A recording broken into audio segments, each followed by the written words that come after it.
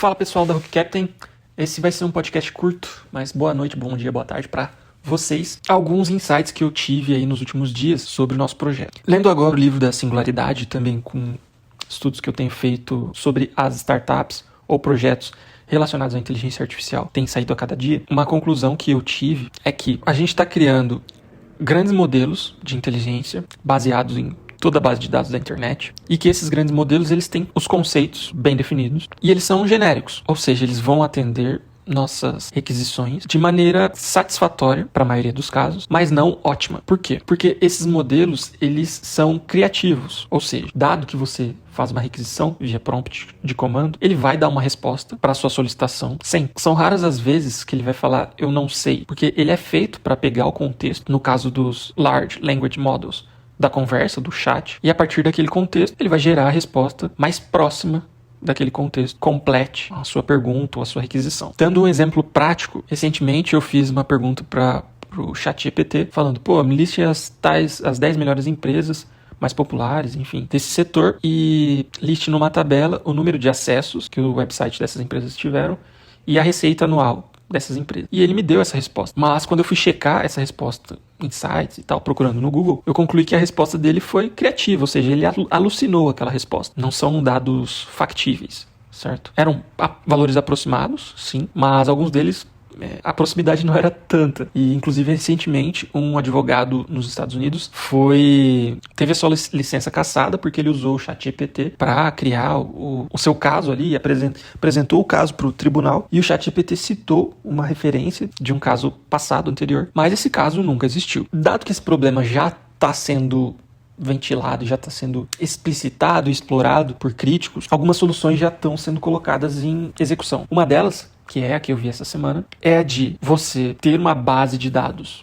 maior, dado que hoje os modelos de linguagem natural, Large Language Model, tem uma memória ali do chat, do prompt, de mais ou menos 16 mil tokens para fazer as inferências, ou seja, a memória total do seu chat com o ChatGPT ela é curta, essa solução age de uma forma que você possa ter uma base de dados grande, por exemplo, 2 GB de dados, dividido em vários documentos. E, ao fazer uma requisição, por exemplo, um prompt de comando, antes dessa requisição ser passada para o Large Language Model, por exemplo, o ChatGPT, essa requisição é enviada para esse sistema, dessa startup, desse projeto. Esse sistema pega o seu prompt, faz uma busca vetorial na base de dados de 2 GB que você subiu nesse projeto, lista os top 100 excertos ali, top 100 parágrafos dentro dessa base de dados de 2 GB que tenham a ver com o seu prompt e injetam esses excertos, esses parágrafos, como parte do prompt que vai ser enviado para o Large Language Model, como ChatGPT, para que junto com o seu prompt o modelo já tenha contexto factual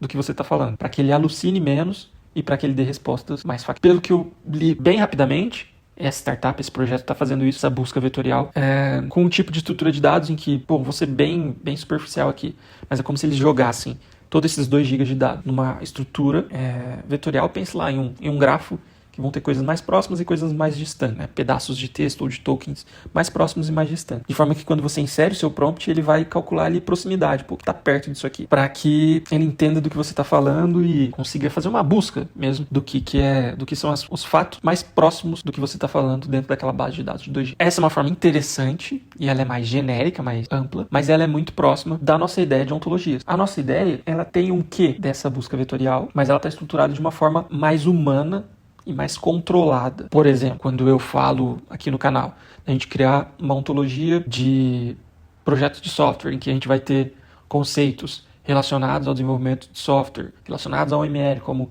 classe, objeto, propriedade, eventos, atributos, enfim. E dentro desses conceitos, as instâncias deles, se a gente fosse pensar nessa estrutura vetorial, seria como se alguns conceitos estivessem próximos dos outros, agrupados ali. Isso aqui são as classes, isso aqui são os objetos, isso aqui são as propriedades. Essa classe está mais próxima dessa. E isso é informação que um humano pode ler e entender, mas que um modelo tal como o ChatGPT, um Large Language Model, também poderia entender.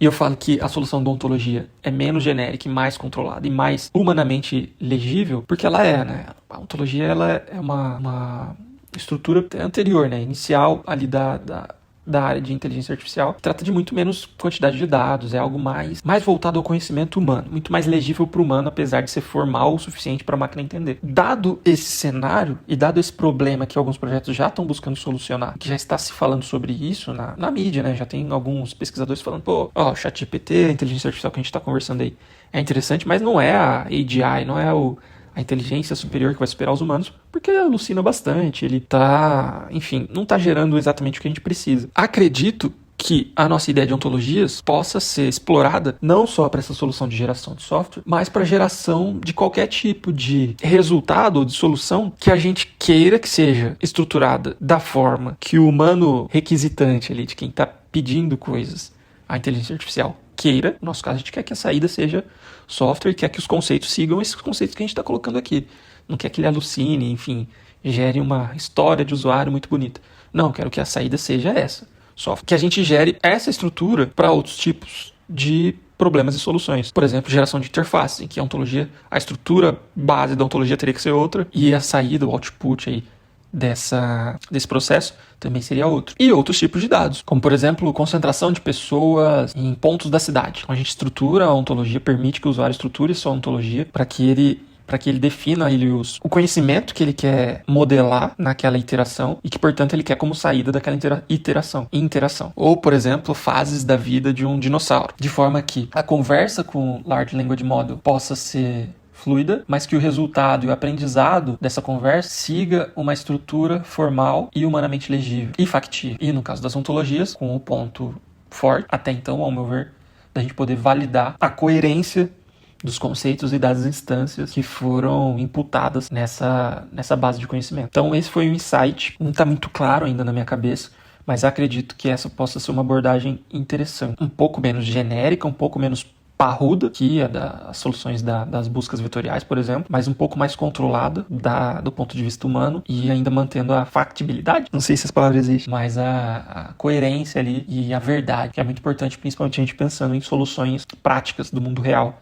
A gente não pode ter ali variação ou aleatoriedade que os modelos de linguagem natural têm, talvez por definição e talvez por configuração do calor ali, do nível de criatividade e de alucinação que a gente como requisitante ou como desenvolvedor do modelo define, beleza? Esse era o insight que eu queria registrar aqui para vocês e espero que curtam esse vídeo e a gente se fala. Sigam o canal aí da Hook Captain. Até mais.